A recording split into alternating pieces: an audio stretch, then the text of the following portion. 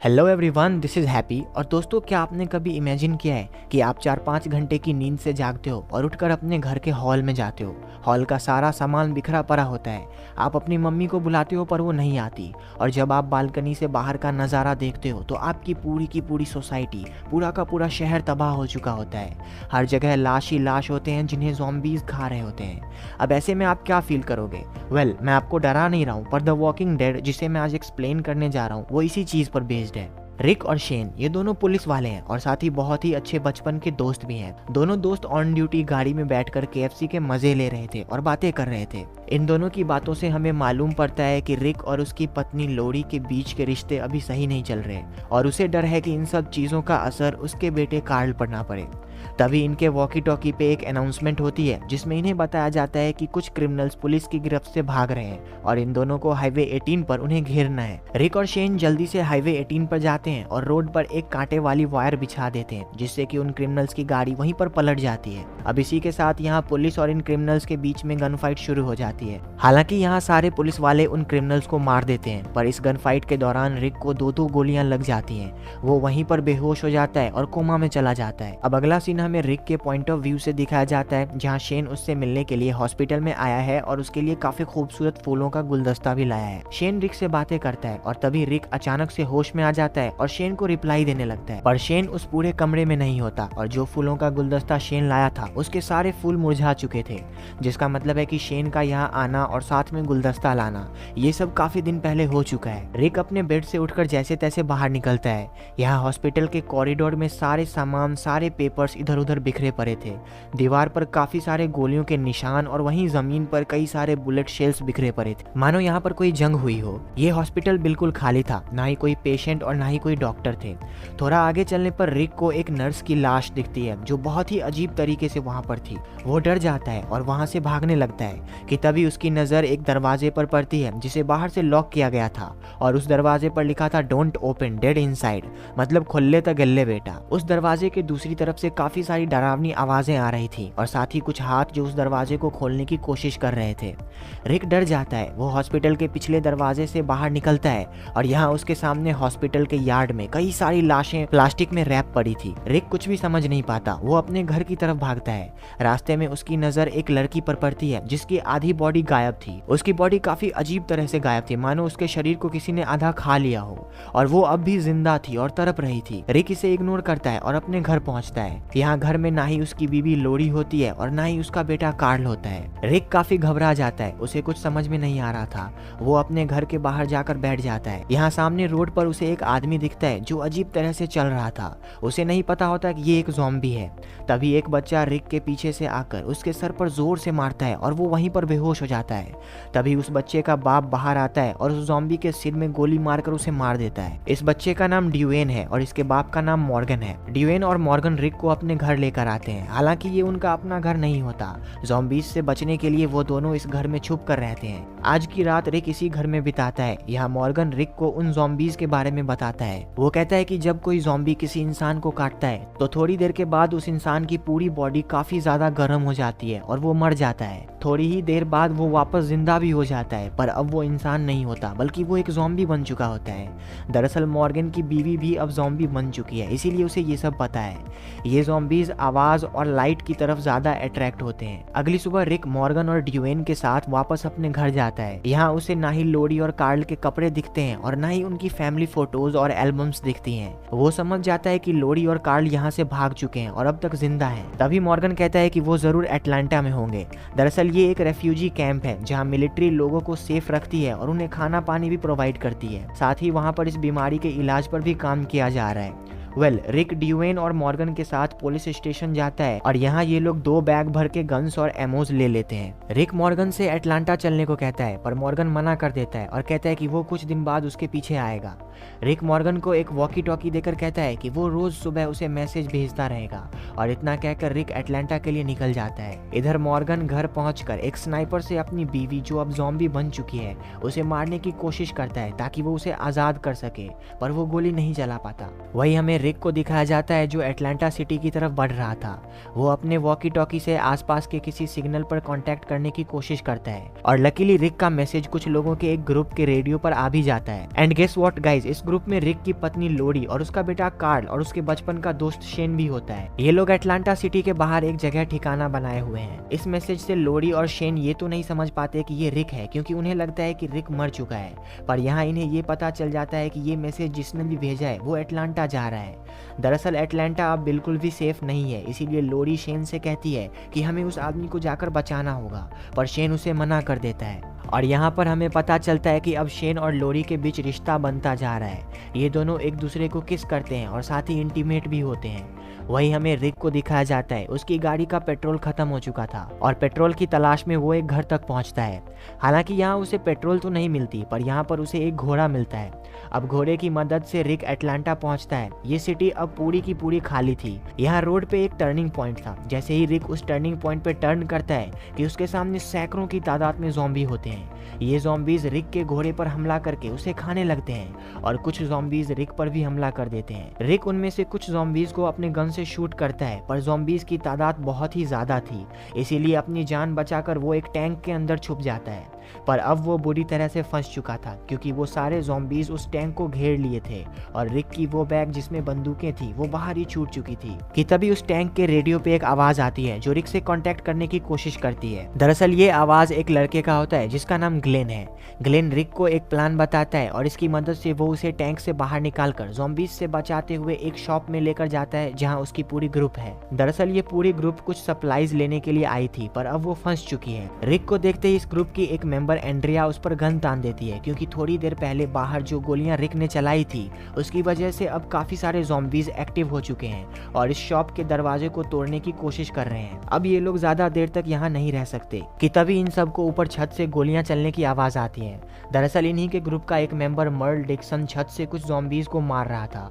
ये सारे ऊपर जाकर उसे गोलियां चलाने से मना करते हैं, पर यार ये बहुत ही अड़ियल किस्म का इंसान था। वो इन सब से लड़ाई करने लगता है और इसी ग्रुप के एक मेंबर टी डॉग को बहुत ही मारता है। पर तभी रिक मर्ल को जोर का मुक्का मारकर हथकड़ी से एक पाइप के साथ बांध देता है। यहाँ ये सारे अंडरग्राउंड पाइप के जरिए बिल्डिंग से बाहर निकलने का प्लान बनाते हैं। ग्लेन और मोरेल्स टनल के अंदर रास्ता चेक करने के लिए जाते हैं। टी डॉग वहीं छत पर मर्ल के पास बैठकर सिग्नल्स भेज रहा होता है और एंड्रिया और रिक शॉप के दरवाजे पर खड़े उन ज़ॉम्बीज पर नजर रखते हैं। एंड्रिया रिक से उसके बिहेवियर के लिए सॉरी कहती है। साथ ही यहाँ पर एंड्रिया को एक नेकलेस बहुत ही पसंद आती है जिसमें एक मरमेड का लॉकेट था। दरअसल एंड्रिया की बहन को मरमेड बहुत ही ज्यादा पसंद है। ये दोनों बहनें अभी अलग हो चुकी हैं, पर एंड्रिया को विश्वास है कि वो अपनी बहन को जरूर ढूंढ लेंगी। पर तभी वो ज़ॉम्बीज शॉप का पहला दरवाजा तोड़ देते हैं और दूसरा दरवाजा ज्यादा मजबूत नहीं होता। तभी ग्लेन और मोरेलेस भी टनल से बाहर आते हैं और बताते हैं कि पूरा टनल ज़ॉम्बीज से भरा हुआ है। ये सारे फिर से छत पर जाते हैं। यहाँ रिक की नजर दूर एक कंस्ट्रक्शन कंपनी की ट्रक पर पड़ती है, पर उस ट्रक तक पहुंचने के लिए इन्हें कई सारे ज़ॉम्बीज के बीच से होकर जाना पड़ेगा और इसके लिए उन्हें उन ज़ॉम्बीज को डिस्ट्रैक्ट करना पड़ेगा। अब जैसा कि आपको पता है कि ज़ॉम्बीज इंसानों को आवाज़ से और स्मेल से पहचानते हैं। आवाज़ का तो कोई टेंशन नहीं था, ये लोग चुपचाप जा सकते हैं, पर अपने आप को मुर्दों जैसा स्मेल कराने के लिए रिक एक प्लान बनाता है। रिक और ग्लेन एक मरी हुई लाश लाते हैं और उस लाश के सड़े हुए मांस, उसके खून और उसकी आंतों को अपने शरीर में लगाकर उन ज़ॉम्बीज के बीच चलने लगते हैं और वो ज़ॉम्बीज इन दोनों को नहीं पहचान पाते। वहीं बाकी सब छत से इन दोनों को देख रहे थे। जाने से पहले रिक ने टी डॉग को उस हथकड़ी की चाबी दे दी होती जिससे उसने मर्ल को बांधा है। टी डॉग अब भी वॉकी टॉकी से सिग्नल्स भेज रहा था। यहाँ लकीली टी डॉग की लाइन शेन और के ग्रुप के रेडियो से जुड़ जाती है। हालांकि इस बार भी इन्हें बस यही पता चलता है कि टी डॉग और बाकी एक शॉप में ज़ॉम्बी से घिरे हुए हैं।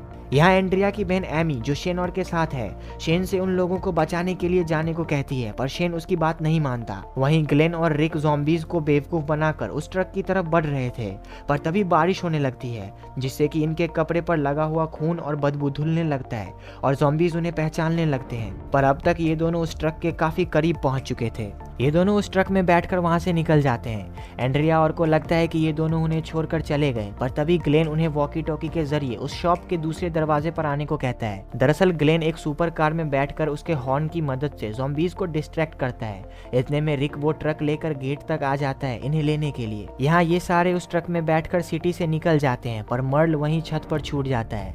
दरअसल जब ग्लेन ने इन सबको गेट पर आने को ये सभी वहां जाने लगे। टी डॉग मर्ल को खोलने जाता है, पर गलती से उससे से वो चाबी एक पाइप में गिर जाती है और अब वो ज़ॉम्बीज शॉप का दरवाजा तोड़कर अंदर घुस चुके थे। इसीलिए टी डॉग ना चाहते हुए भी मर्ल को छोड़कर भाग गया, पर भागते भागते टी डॉग ने छत का दरवाजा अच्छे से लॉक कर दिया ताकि वो ज़ॉम्बीज मर्ल तक ना पहुंच सके। अब ये सारे सुरक्षित एटलांटा से बाहर निकल चुके थे और थोड़ी देर के बाद शेन और के ग्रुप से मिल भी जाते हैं। मोरेलेस अपनी बीवी और बच्चे से मिलता है, एंड्रिया भी अपनी बहन से मिलती है। ये सभी बहुत खुश होते हैं। यहाँ सबको अपने परिवार से मिलता देख कार्ल कहीं न कहीं दुखी था क्योंकि उसके डैड नहीं आए थे।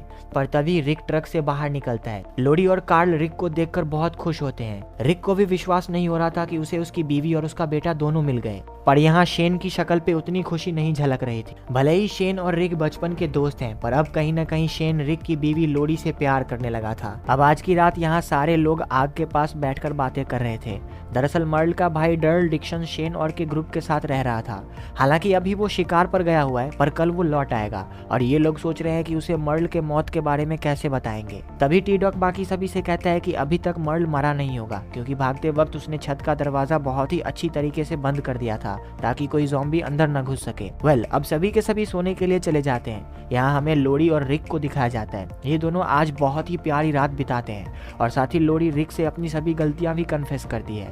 रिक भी लोडी को माफ कर देता है और कहता है कि यहाँ से हम लोग एक नई शुरुआत कर सकते हैं। हालांकि लोडी रिक को उसके और शेन के बारे में नहीं बताती, पर कहीं न कहीं उसके मन में इस बात का गिल्ट था क्योंकि आज तक वो शेन के साथ कई बार इंटीमेट हो चुकी है। वहीं हमें शेन को दिखाया जाता है। वो पूरी रात बाहर बैठकर रिक और लोडी के टेंट को घूर रहा था। अगली सुबह सभी अपने अपने काम में बिजी थे। तब रिक लोडी के पास जाता है और उसे कहता है कि वो मर्ल को बचाने के लिए जाने वाला है। लोडी बिल्कुल भी नहीं चाहती कि रिक वापस एटलांटा जाए और इसीलिए इन दोनों के बीच आर्ग्यूमेंट्स होने लगते हैं। इसी बीच जंगल से कार्ल के चिल्लाने की आवाज आती है। दरअसल यहाँ पर एक ज़ॉम्बी घुस आया था जो एक हिरन को खा रहा था। ये सभी वहाँ जाकर उस ज़ॉम्बी को मार देते हैं और तभी हम पहली बार मर्ल के भाई डर्ल डिक्सन को देखते हैं जो शिकार से वापस लौटा है और ये हिरन जिसे वो ज़ॉम्बी खा रहा था इसका शिकार डर्ल नहीं किया था।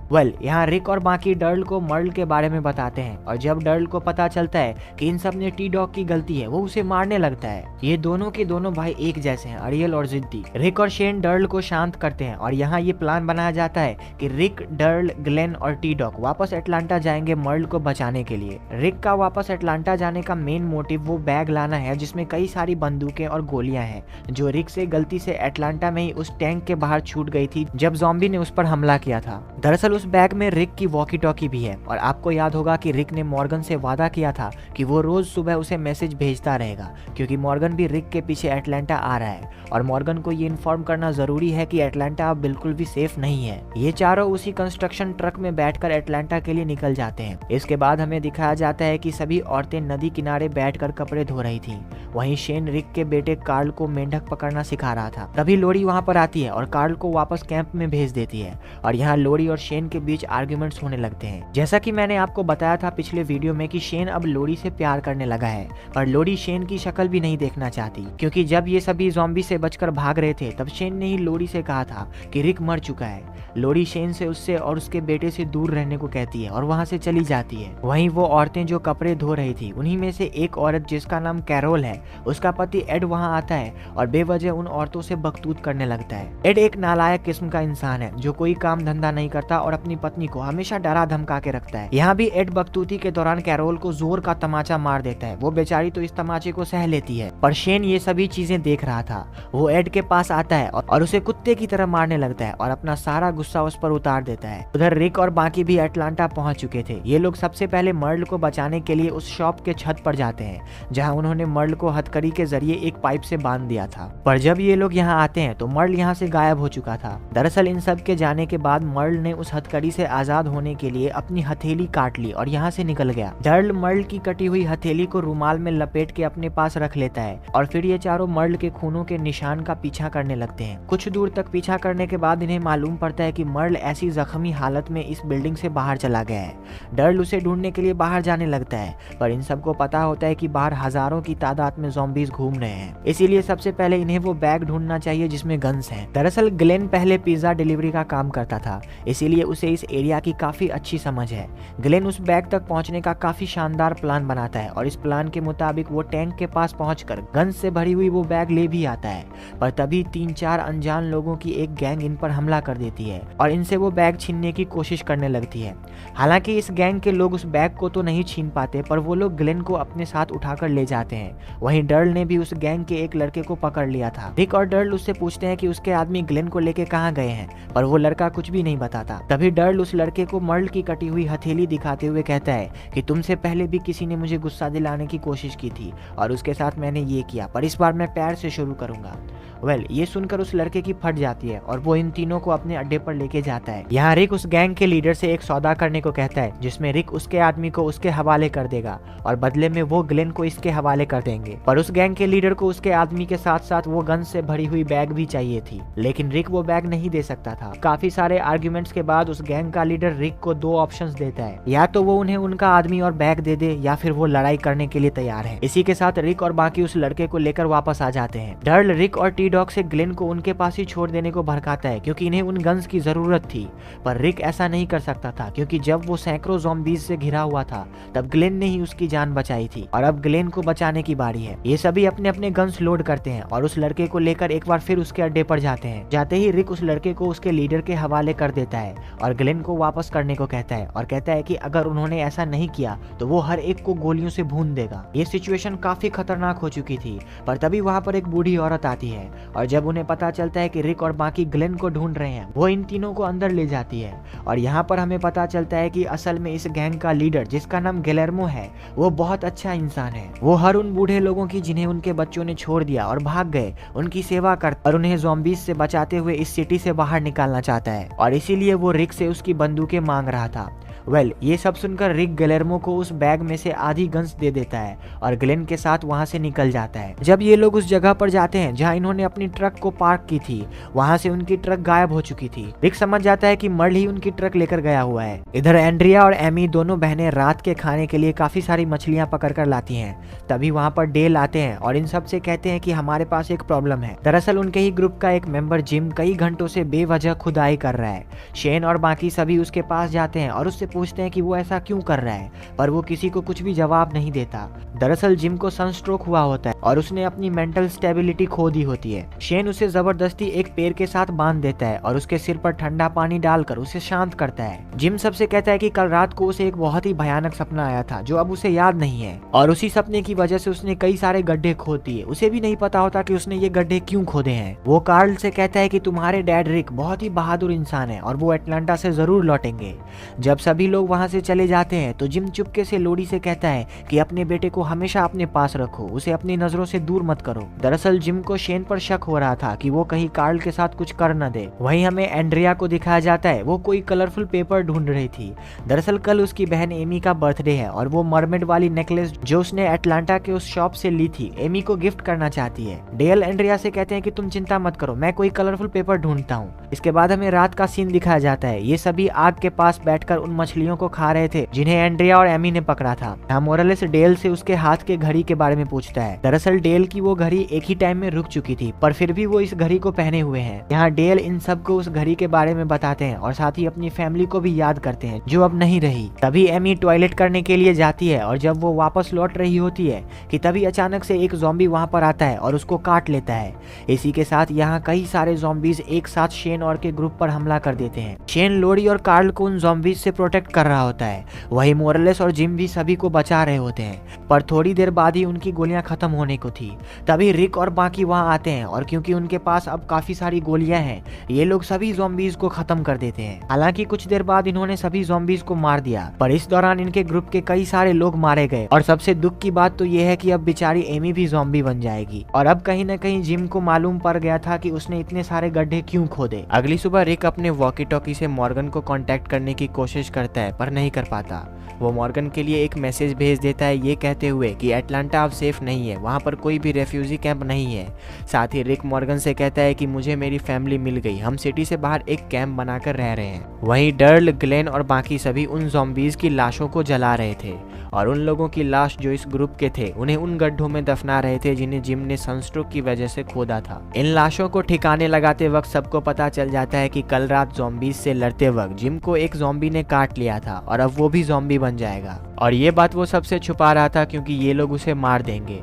ऐसा ही होता है। डर्ल जिम को मारने के लिए जाता है, पर तभी रिक उसके सर पर गन तानते हुए रोकता है और सबसे कहता है कि वो लोग जिम के साथ सीडीसी फैसिलिटी जाएंगे जो कि जॉर्जिया में है। शायद वहां पर जिम को ठीक किया जा सकता है, और वैसे भी कल रात के ज़ॉम्बी अटैक के बाद अब ये जगह बिल्कुल भी सेफ नहीं है। यहाँ रिक की बात मानने के लिए कोई भी तैयार नहीं था। वहीं हमें एंड्रिया को दिखाया जाता है, वो अब तक एमी के पास बैठी हुई थी।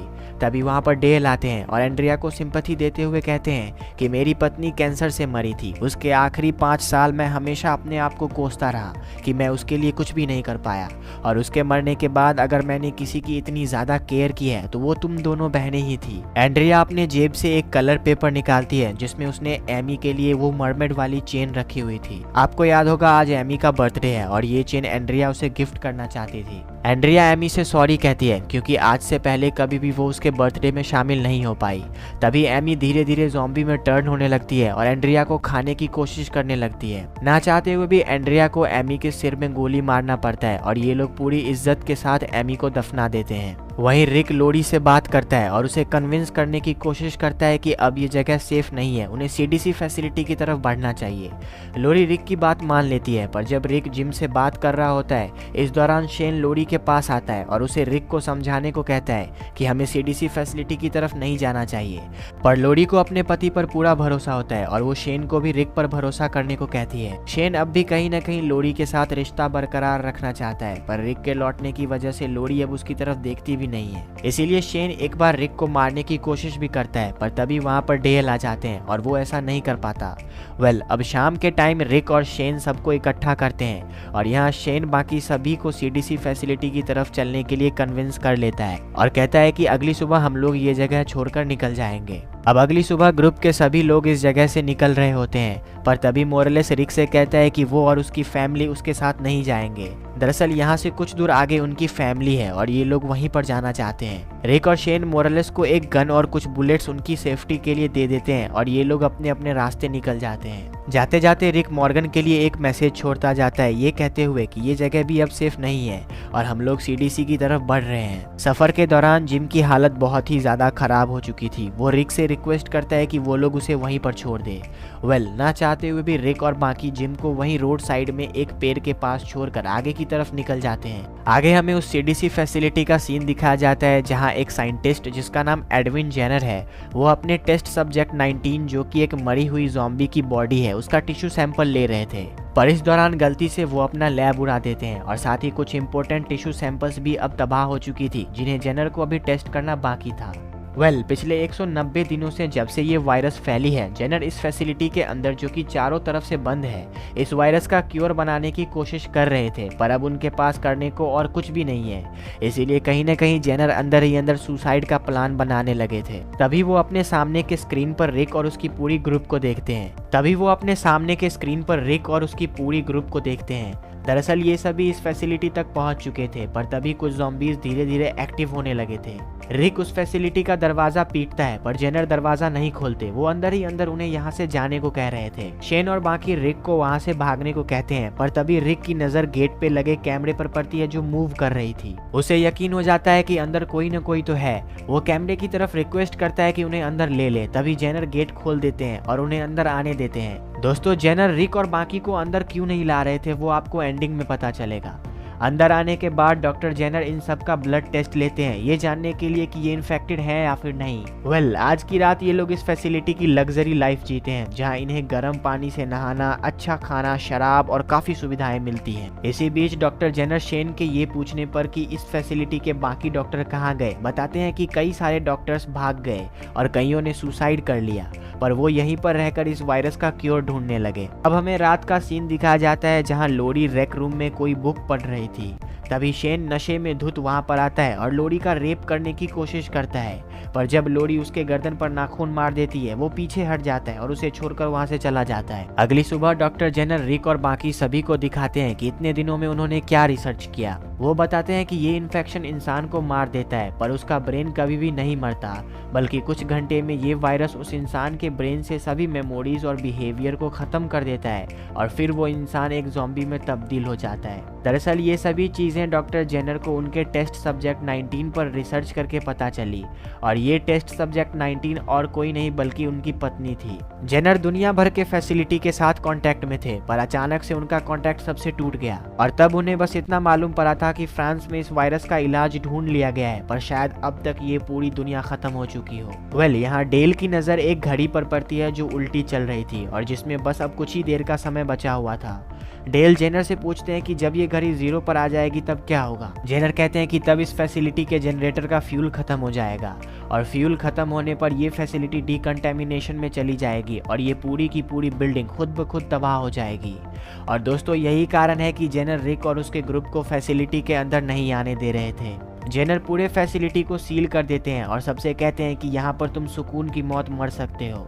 डर्ल और बाकी दरवाज़ा खोलने की काफ़ी कोशिशें करते हैं पर वो दरवाज़ा नहीं खुलता, पर आखिरकार रिक जेनर को कन्विंस कर लेता है और जेनर उस दरवाजे को खोल देता है। ये सभी यहाँ से निकलने लगते हैं पर जैकी और एंड्रिया वहीं पर जेनर के साथ सुकून की मौत मरने के लिए रुक जाते हैं। जाने से पहले डॉक्टर जेनर रिक के कान में कुछ कहते हैं। इसी के साथ ये सभी वहाँ से चले जाते हैं। वहीं हमें डेल को दिखाया जाता है। वो एंड्रिया को उनके साथ चलने को कहते हैं पर वो उनकी बात नहीं मानती, इसीलिए डेल भी वहाँ उसके साथ मरने के लिए रुक जाते हैं। पर एंड्रिया डेल को मरता हुआ नहीं देख सकती थी, इसीलिए वो उनके साथ चली जाती है। अब जैसे ही ये लोग इस फैसिलिटी से बाहर निकलते हैं कि तभी वहाँ पर एक भयानक ब्लास्ट होता है और वो पूरी की पूरी फैसिलिटी तबाह हो जाती है। इसी के साथ द वॉकिंग डेड का सीजन 1 खत्म हो जाता है और खत्म होते होते हमारे मन में काफी सारे सवाल भी छोड़ता हुआ जाता है, जैसे कि मॉर्गन का क्या हुआ, मॉरल डिक्शन का क्या हुआ और आखिरी बार जाते वक्त डॉक्टर जेनर ने रिक के कान में ऐसा क्या कहा। मिलते हैं अगले वीडियो में, तब तक के लिए हस्ता ला विस्ता।